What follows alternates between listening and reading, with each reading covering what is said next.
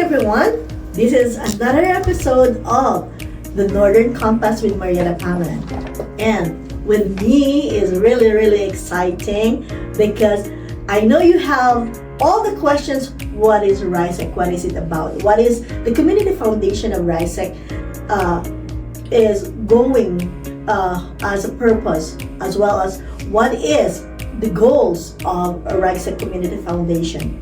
And of course, to help me answer all of this, ladies and gentlemen, please help me welcome the founder of the RISEC Community Foundation and the 1000 Seeds, the brain, no other than Abel Pagaling.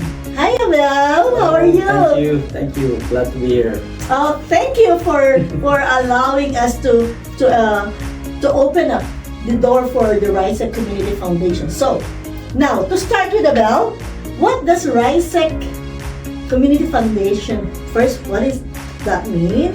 And then, what is the purpose? Yeah, so RISEC is an acronym for Refugee, Immigrant, Settlement, Education, and Career. Wow. If you put all those five words, you have RISEC. And it's a community foundation because it is a non-profit organization. I see. And the goal of RISEC is to provide a bridge for newcomers in Canada, international students, PR, working class, or working temporary foreign workers, to be able to successfully transition here in Canada. Transition. And when we say transition, we mean those three things: the settlement, the education, and career. Because you need to be able to have all three big things in place to have a successful transition here in Canada.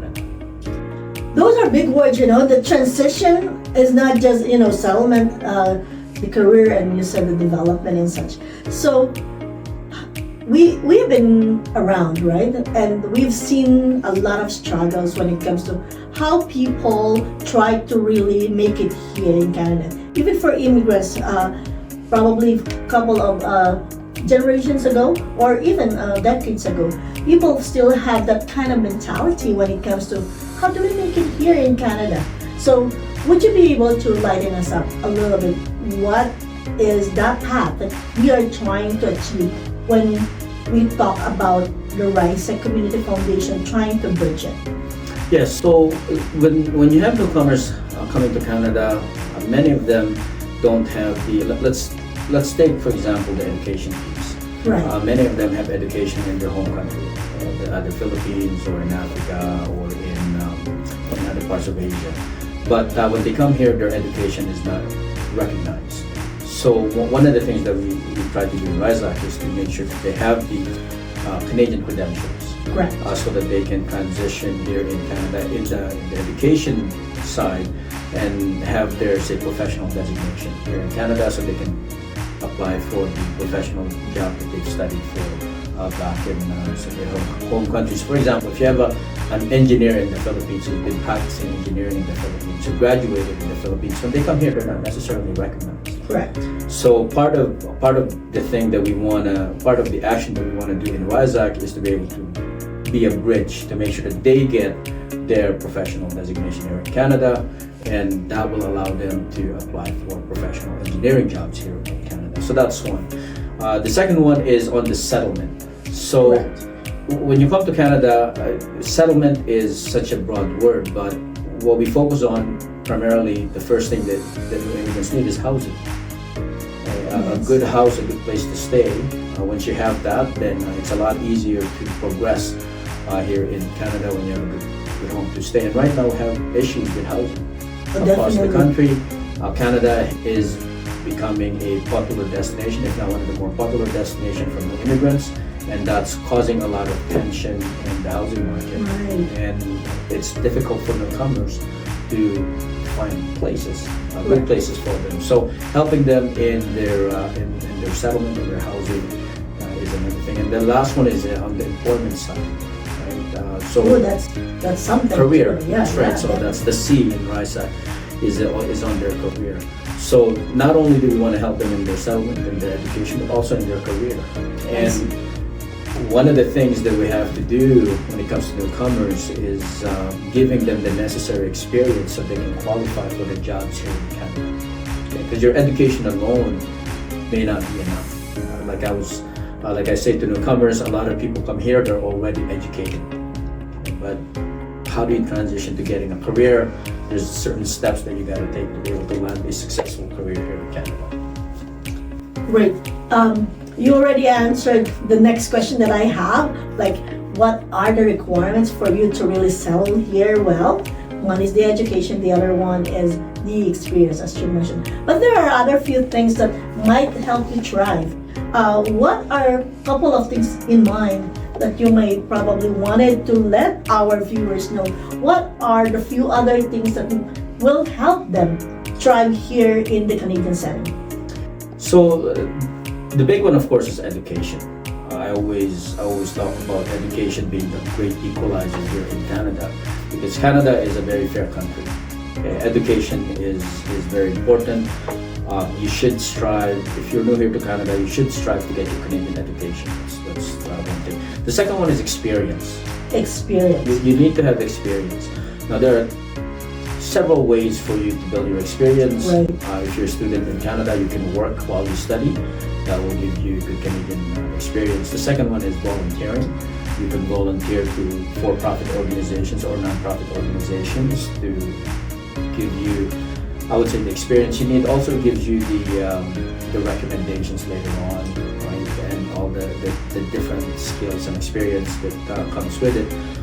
And the third one, I would say, this is where a lot of newcomers struggle. Right. I find that maybe it's because of the lack of confidence in networking. You have to be, and this is where volunteering becomes critical, is because it gives you that platform to network with people. You can network with business owners, with government people, organizers, and so on, and get your name out there. Because at the end of the day, networking gives you you leverage networking to be able to get to where you want to be. So, for example, if you're in the engineering field, there are societies and organizations that are centered around professional engineers. So you should join that. Right. You should network. Go there, join the events, join the association. Maybe help out in what they're doing, and then by doing so, you get the network within the community or that association. So when you apply for a job, you've got your education, you've got your experience for your nonprofit, and you can say you have the network. Wonderful. Oh, I'm so glad that you mentioned about volunteering is one way to experience and to network. And can you try to elaborate with us why is it different here in Canada that volunteering is one of the essential part of how to thrive here in Canada? So here in Canada, when people are applying for jobs, and this is just from my personal experience when I was working in the professional world, when there's a position and people apply for that job, everybody's got that level of education that people are required to have. Yes. And they have experience or some experience. But as an employer, we always look for somebody who is doing above and beyond, who is engaged, not just the bare minimum. Because everybody, at the end of the day, it's a level playing field. We want to see somebody who can represent us well. And volunteering shows that the individual is willing to be proactive, to do other things aside from what they're paid to do. So that sense of proactiveness is always something that companies admire. And the more you have that, you volunteer for here, you volunteer here, you volunteer there. It gives them a picture of who you are as a person, that you value work, that you value community, that you are able to get along with people, and that you have good intentions, so to speak, because you're helping the community. That's why volunteering speaks it speaks volume. I remember when I was in my professional career, when I would hire people, we would have people who have MBA, potential employees with MBA and PhDs and so on. And for the most part, everybody's equal at the education level, and some have more experience than others. But the ones that do stand out are the ones who do a lot of community. Wow. People who take the time to go above and beyond, to look after a certain cause. It could be with animal rights, women's rights, children's rights, or working at the mustard seed, helping the homeless. Those things do stand out. So any advocacy that would allow you to showcase the other side of you, right? And that is why we really foster volunteering. Now, another thing that I really am so curious to ask you about is what is behind RISEC? Like, why do we want to have another community foundation, another nonprofit organization, when there's already at least over 100 organizations here in Calgary alone? So, what makes it stand on its own? Yeah, so there are a lot of really good nonprofit organizations that are designed to assist newcomers, and there are a lot of established nonprofit organizations. The reason RISEC was founded, well, two things really. One, we continue to have more immigrants coming to Canada. In fact, 25%, close to 25% of Canada's population are newcomers. So that's a lot. That's out of a 40 million that we have now. You're looking at, I don't know how many million that is, close to 20 million, I would say. Yes. Maybe less than that, a little less than that. But when you look at that number of newcomers, there is a need for support. There's a lot of need for support. Now, with RISEC, our goal is to not compete with the other nonprofit organization, but to assist in helping new immigrants. We have a lot of new immigrants. We have a lot of newcomers. So we want to make sure that we do our part in helping them and assisting them. And our focus is very clear. We want to focus on those three areas: the settlement, education, and career. That's the SEC part. We don't want to touch on other issues that we can't really do something about, but we want to focus on those essential ones, which is the settlement, education, and career. Wonderful. Now, you touched on education earlier. Can you tell us more? Why is it quite important to get the Canadian education? Can you explain a little bit, like, what's the difference between having the high school diploma, a diploma program, and a degree? Is there something that we would like the audience, the public, know the differences and what are the advantages of each? Yeah, so the most obvious advantage of education, according to the studies and the Statistics Canada, is the income. Okay, if you have a high school diploma, let's use Alberta for example. I believe it was in 2016. If you have a high school diploma, your average income would have been around 40,000 a year. If you have a college diploma, it would have been close to 60,000. Okay. And if you have a degree, it would have been close to 80,000. So that's big. What a change there. It is. 12, grade 12, and then university degree, right? That's right. So there's a lot of statistics that show that here in Canada, education plays a key role in success. And the investment that you make in education will pay over the long term. Like, just think of it this way. If you took 2 years to study here in Canada and you're able to land a job that pays you 20,000 more a year, in 5 years, that's 100,000. Right. While working the same amount of hours, compared to somebody who don't have a diploma. Now, in 20 years, that's $200,000 of additional income. Right. So I always push that one, get your diploma just because of the income benefits. Correct. The other thing too is when you're educated, your ability to move around career-wise is very good. Education really gives you that leverage to be able to move around socially. So one of the things that so we have poverty here in Canada. Of course. Just like any other country, you have poverty. The number one reason of poverty is not the lack of food or resources, it's the lack of education. When there's no education in the community, everybody suffers. And we know this.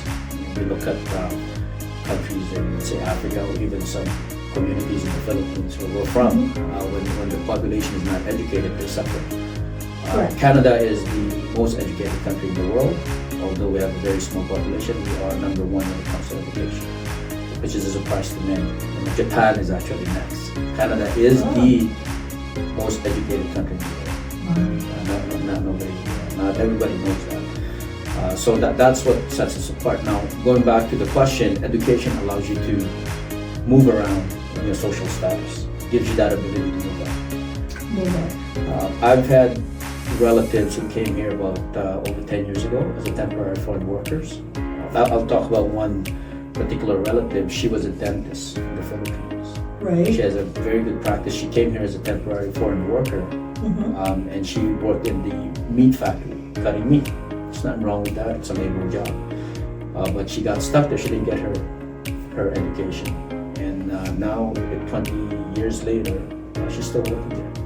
Right? Wow. Because she didn't have that education. Right? Whereas she got stuck. That's right. Whereas her colleagues who came at the same time, who did study and got their diploma, are now in different career path, better career path, I would say.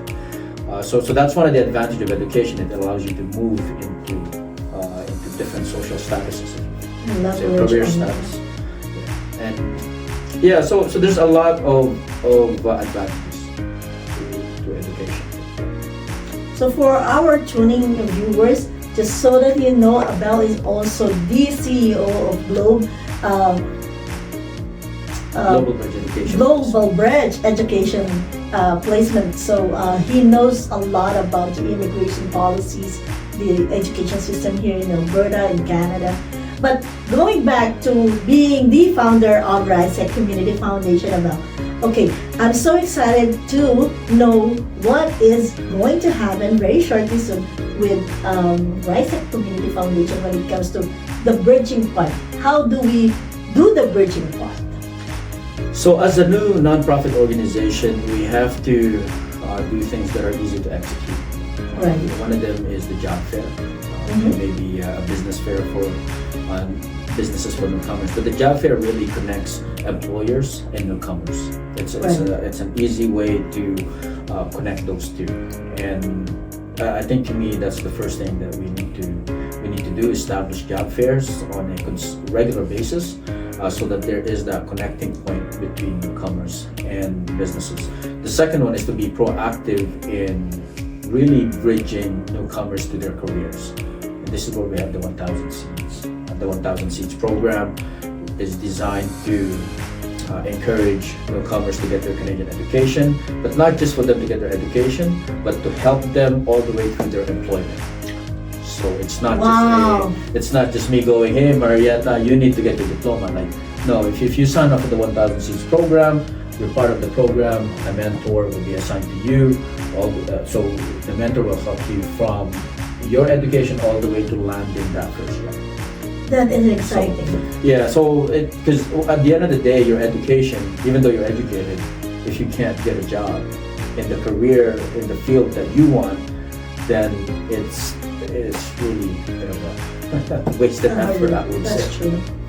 I'm so excited about the 1,000 Seeds, and just for the sake of everyone tuning in again, how did you come up with that idea? Like, how did you conceptualize 1,000 Seeds? Where is the seed from? Yeah. So can you please tell us where in the parts of Abel Pagaling 1,000 Seed was conceptualized? So there's two meanings to it. 1,000 just really is a target. Okay? I believe that you gotta have a target on the impact that you want to make. So 1,000 is a number. It is, and the seed really. These are the individuals, the seedlings in our economy. So these are the people that we wanna help. Okay. So when we say 1,000 seed, we're really talking about planting and helping 1,000 people. Could be a year, could be a month. It doesn't. doesn't matter. Maybe if RISEC grows to be this big organization, maybe we can do more than 1,000. But let's call it what it is. Let's say let's bring in 1,000 individuals a year, help them get their diploma, and then help them transition into the workforce. So planting that seed is going to help us economically here in Canada, and in a lot of ways help our communities and so on. So I always tell, we're in the Filipino community, and I always say, what if you have 1,000 new graduates in our community, diploma graduates in our community, not just international students, but let's say those are within our community. Yeah. Here, like just even here in Calgary or here in Alberta. In Alberta, we have close to how many Filipinos now? 200,000 or 300,000. Right? So let's say every year 1,000 Filipinos are getting their diplomas and 1,000 Filipinos are getting their career jobs. And they're earning 20,000 more a year because of that. That's a lot. Now imagine if we have an earthquake, there was just an earthquake in Thailand. Let's say we have an earthquake in the Philippines. Now you have 1,000 more people who are able to send more funding to the Philippines. Let's say we have a community event where we support more Filipinos. Now you have 1,000 more Filipinos who can give more, who can assist more. So that's what really it is. We wanna target 1,000 people each year to transition them from pretty much being a newcomer to being a professional here in Canada. That is so amazing. Like just thinking of you have 1,000 more people that are able to do something that is beyond what is now. Really makes me so excited, and that's why I really wanted to be part of all those things happening with the RISEC Community Foundation. But can we just clarify that the RISEC Community Foundation is open for the multicultural, diverse, inclusive programs here in Canada or in Calgary at least, or in Alberta? Am I correct in saying that, right? That's right, yeah. So we're not just focusing on one community. Yes. I use the Filipino community because that's the community that I'm from and we're from. Mm-hmm. But we are open to all communities. We serve all communities. It doesn't matter where they're from. We'll help them from the Middle East or from Africa. It's as long as they go through the program, we will assist them. And that's how we're committed. So before we conclude this portion, Abel, I just wanted to again thank you for giving us some of your valuable time. As we know, you are such a great supporter for your international, national champion son in boxing. You are a father as well as you run your own, as an entrepreneur, you run your business, and you have time to have an opportunity to help the community through the RISEC Community Foundation. But anything else that is coming up for the RISEC Community Foundation in the next couple of months? Yeah, so the first thing we want to establish the group of people that will become key participants or key players within the RISEC community. I think it's important that we build our resources, preparation before we go to war, so to speak. Right? We want to make sure that everything is in place. The second one that we will pursue and establish this year is really the job fairs. I think those are very important. We have a lot of newcomers. They don't necessarily know who to connect with. I've been to a lot of job fairs, and I think it's very valuable. It's a very, very valuable tool to connect, to share information, to network, and it's really the only place where you can get a lot of employers and a lot of potential employees together in one place. And then, of course, the launching of 1,000 seeds. Yes, we will need mentors. We will need people who can guide newcomers to become professionals. And then, as we grow, there will be other projects focusing probably on the settlement part, on the housing. But that's probably somewhere down the road as we get established. Okay, so you've heard it. There are so many things going to happen soon, and April being the National Volunteer Week.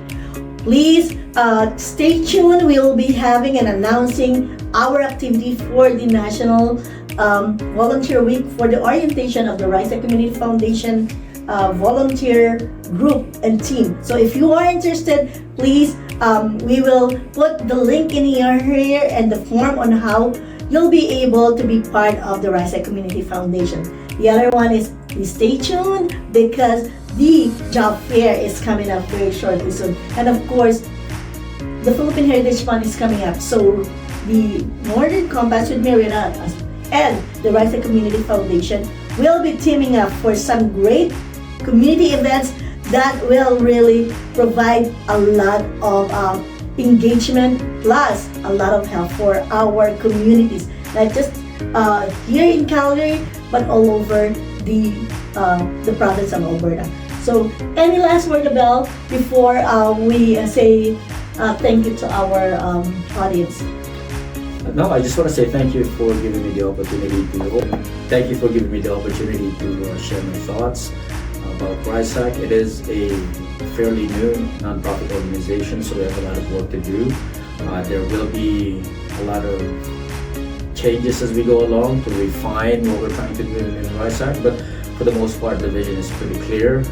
We're here to help newcomers become successful here in Canada, and I just want to say thank you, Marietta. You've been I would say, a strong pillar of our community here in Canada, the Filipino community, and not just the Filipino community, but you're known in other communities as the person to go to when it comes to helping the community. So thank you for the time. You're very welcome. Well, there you have it, everyone. So this is another episode of the Northern Compass with Marietta Pangan, and for this episode, we have the founder of the RISEC Community Foundation, Abel Pagaling. Thank you, Abel. Thank you. Really happy.